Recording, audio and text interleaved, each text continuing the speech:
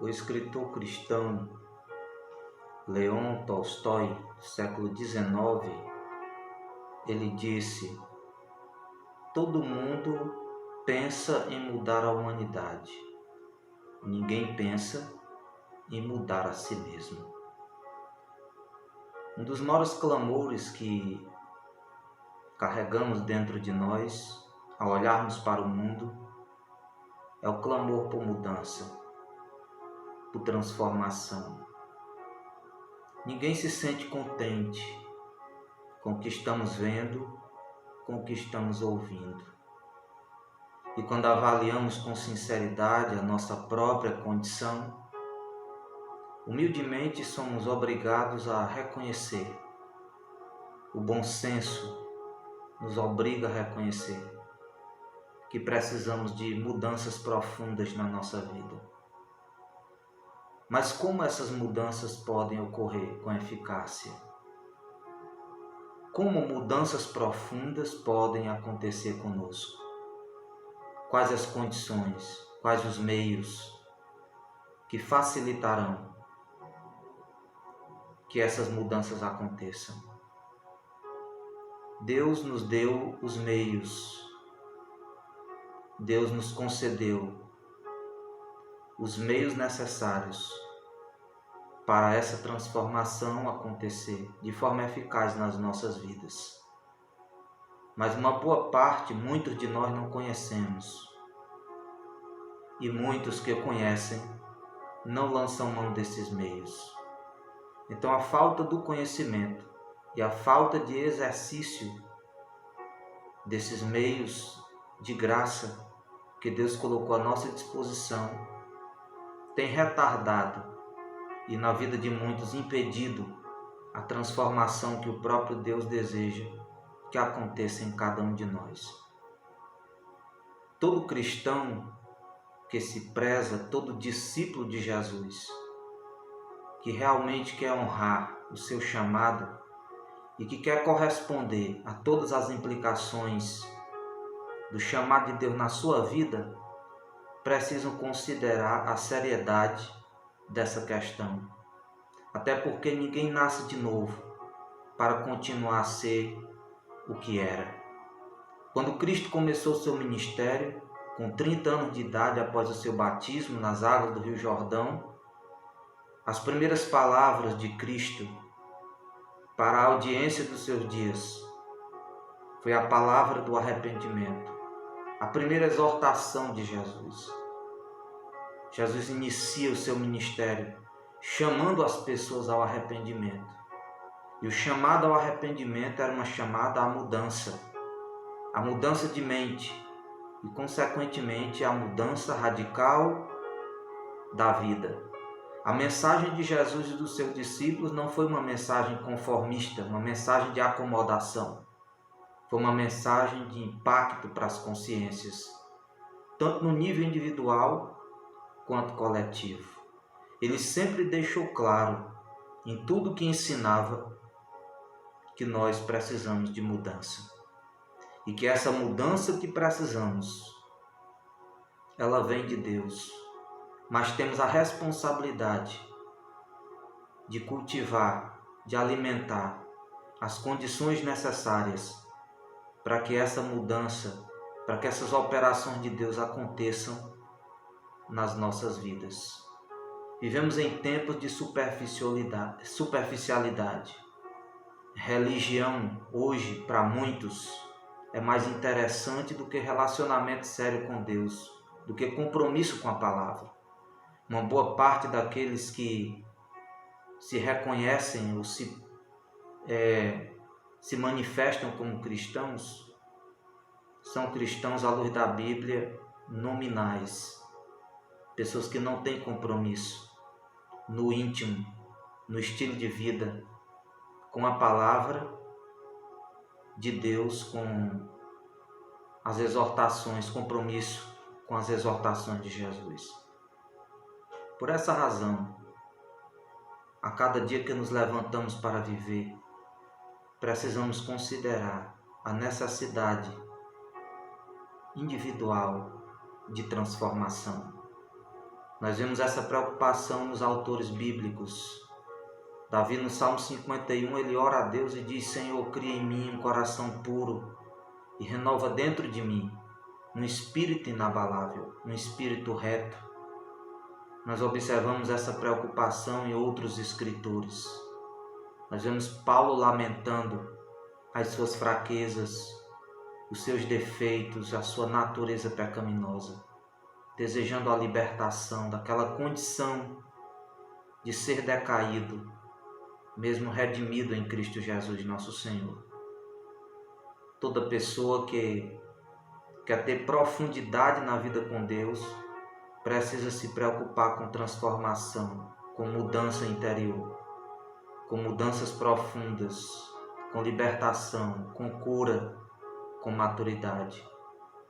É por isso que Deus nos deu, através da sua palavra, os meios para que, à medida que lançarmos mão desses meios, o Espírito de Deus sentirá mais liberdade para operar nas nossas vidas com muito mais poder, com muito mais eficácia.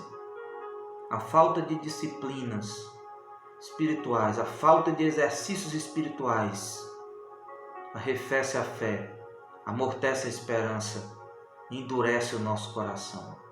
Precisamos praticar disciplinas, exercícios espirituais, exercícios de treinamento para a nossa alma. Se fizermos isso, se fizermos disso um hábito, nós ampliaremos nossos horizontes espirituais.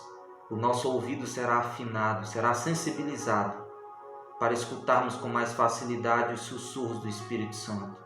Nosso coração será muito mais flexível, muito mais sensível para a palavra de Deus. E olharemos com um novo olhar, tanto para Deus quanto para nós mesmos, e também para o nosso próximo, para a vida, para o mundo ao nosso redor. A fé precisa ser exercitada para ter profundidade, precisa ser testada, ser exercitada para ter profundidade, para ter eficiência nas dimensões práticas da nossa vida. Portanto, precisamos perguntar quais os principais passos para a transformação da nossa vida. Que passos devemos dar para que aquilo que Deus quer fazer nas nossas vidas seja feito, para que aquilo que Deus quer fazer através das nossas vidas seja realizado. A primeira coisa, a primeira condição, precisamos mudar as nossas narrativas. Desde pequenos, nós escutamos histórias no ambiente familiar, no ambiente escolar, vamos crescendo, interagindo com outras pessoas e tomando conhecimento de outras histórias, de outras narrativas que vão moldando a nossa forma de pensar, que vão determinando a nossa interpretação do mundo, da vida, da nossa própria condição. Mas vivemos em um mundo decaído, em um mundo que jaz no maligno. E geralmente crescemos desviados do alvo para o qual existimos, porque narrativas falsas sobre a realidade nos impedem de viver a vida que nascemos para viver. É por essa razão que precisamos tanto da palavra de Deus, porque só a palavra de Deus pode ajustar o nosso foco. Só a palavra de Deus tem a narrativa verdadeira, a narrativa que transcende a todas as outras narrativas e histórias que modelaram a nossa vida até o dia em que conhecemos o Evangelho. Muitas vezes, até mesmo como cristãos, passamos anos e anos debaixo da influência de narrativas falsas, mesmo com os pés no caminho, pensando de forma errada sobre Deus, sobre nós mesmos, sobre o próximo, sobre a vida, porque aquelas narrativas falsas que modelaram de forma errônea o nosso pensamento e o nosso comportamento, elas permaneceram entrincheiradas, embutidas no nosso subconsciente e não nos demos conta dos efeitos colaterais delas ao longo da nossa vida. Somente quando praticamos disciplinas espirituais como a leitura da Palavra de Deus, o estudo da Palavra de Deus e a meditação na Palavra de Deus com seriedade, com responsabilidade, é que as narrativas falsas, elas vão sendo substituídas pela narrativa verdadeira, que deve nortear a nossa vida, nossas escolhas, nossos relacionamentos e o nosso estilo de vida, público e particular. A falta de contato com a palavra, a falta de familiaridade com a narrativa bíblica nos impede de enxergar as coisas, de enxergar a realidade pela ótica de Deus. É por isso que precisamos insistir. A primeira palavra de Jesus para as multidões é arrependei-vos, metanoia, mudança de mente. Então Jesus convida eles, desafia eles a renunciarem às narrativas falsas que nortearam a vida deles até ali e adotarem a narrativa dele, a narrativa correta sobre Deus, sobre a humanidade, sobre o destino do ser humano, sobre a missão do ser humano nessa terra. Então, o chamado de Cristo é um chamado para uma mudança de pensamento, que terá como implicação a mudança radical da nossa própria vida. Então, se queremos mudança, se queremos a transformação do nosso coração e do nosso caráter, precisamos mudar, substituir as narrativas falsas que nos desnortearam, que nos afastaram do alvo de Deus para o nosso viver, substituir elas pela narrativa transcendente, supracultural, poderosa, viva e eterna, que é a narrativa contida na Palavra de Deus, nas palavras de Jesus e dos seus apóstolos, e também dos seus profetas.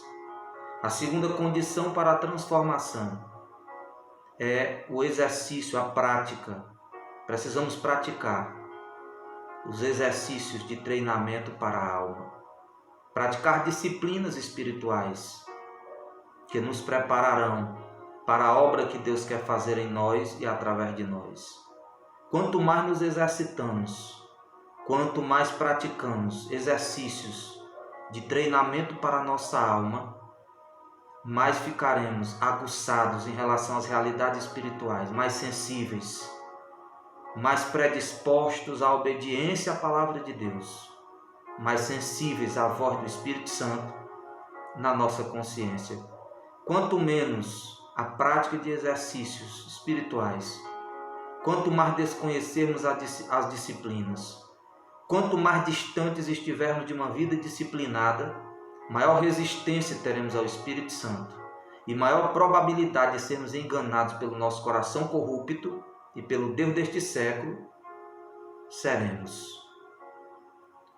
Toda pessoa que deseja ser mudada, ser transformada de dentro para fora e que reconhece que essas mudanças profundas só podem ser feitas por Deus, e conhecendo essa realidade, esse fato de que nada podemos a não ser que sejamos ajudados pelo Senhor, entendemos também que isso não tira, não diminui a nossa responsabilidade de corresponder, de fazer a nossa parte na preparação do coração para que Deus seja Senhor, seja entronizado em nosso santuário portátil e nos conduza, ajuste o nosso foco, santifique a nossa imaginação, santifique as disposições do nosso coração, corrupto e rebelde por natureza. Como precisamos conhecer e praticar todos os dias, todas as semanas e todos os meses e durante o ano inteiro alguma disciplina, algum exercício de treinamento para a alma. Para cada necessidade, para cada fraqueza nossa, podemos escolher uma disciplina para trabalharmos as nossas fraquezas, para nos aperfeiçoarmos naquilo em que somos deficientes, para aprendermos a arte de dar lugar ao Espírito Santo de Deus, para que mudanças profundas aconteçam em nossas vidas, porque Deus não se contenta com mudanças superficiais.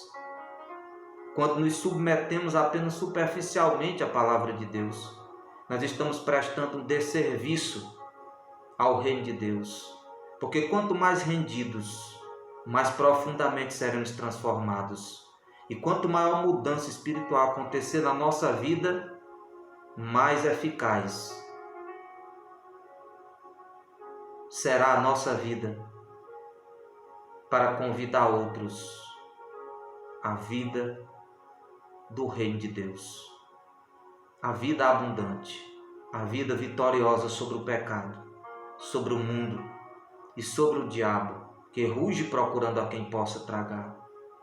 Praticar disciplinas espirituais é se proteger, é se salvaguardar das muitas ameaças visíveis e invisíveis à vida virtuosa, à vida vitoriosa, à vida genuinamente cristã.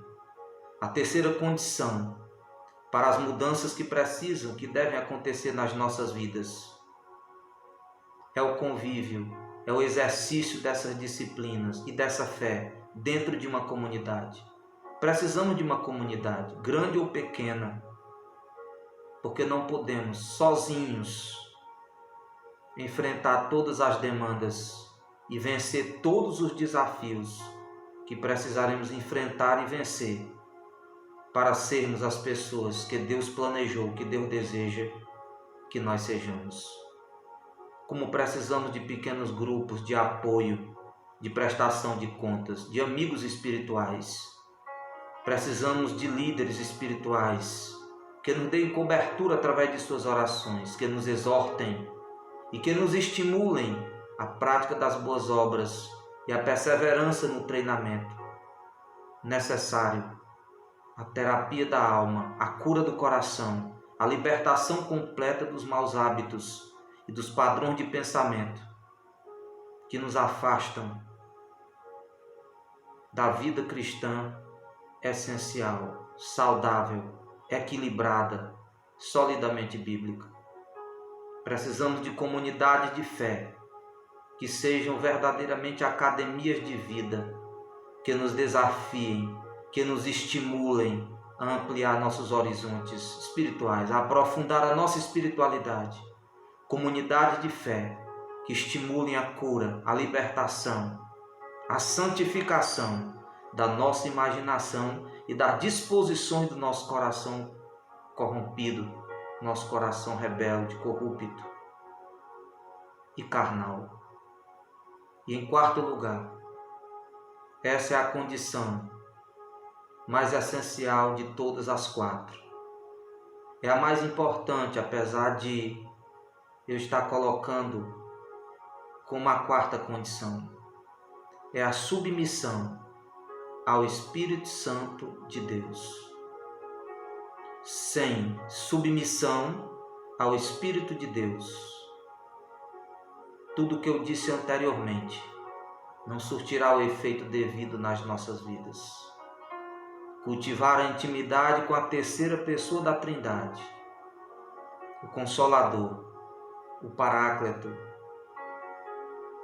é essencial para quem quer viver a intimidade com Deus que transforma. É impossível a transformação do nosso coração e do nosso caráter sem intimidade com Deus. Precisamos de muito mais do que religiosidade. Precisamos de intimidade. Intimidade tem preço. A intimidade com Deus tem preço e tem resultados. E os resultados da intimidade com Deus é liberdade, é saúde, é força, é disposição para a luta, para a batalha, para o enfrentamento das grandes demandas que ameaçam a nossa alma. a nossa maior preocupação como cristãos deve ser o aprofundamento da nossa relação com Deus. Porque quem se preocupa em aprofundar a sua relação com Deus se preocupa com a transformação da sua vida, com a formação espiritual do seu caráter. Que Deus nos ajude e que tenhamos consciência que sem Ele nós nada podemos. Mas na vida cristã, o esforço não é dispensado. A determinação, a consagração, nada disso é dispensado para quem quer ter a graça abundante de Deus na sua própria vida.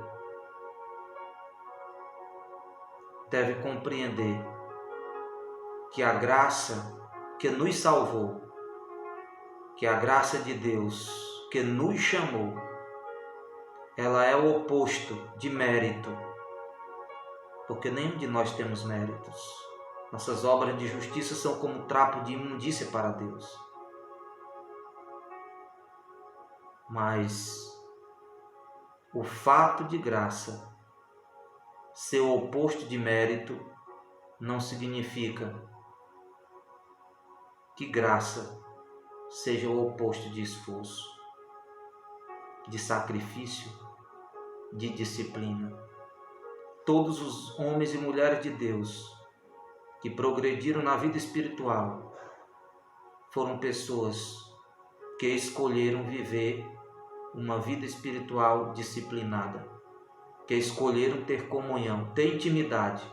Por isso que foram, muitos deles, profundamente transformados e suas vidas causaram grande impacto na história da igreja e na sociedade na qual estavam inseridos.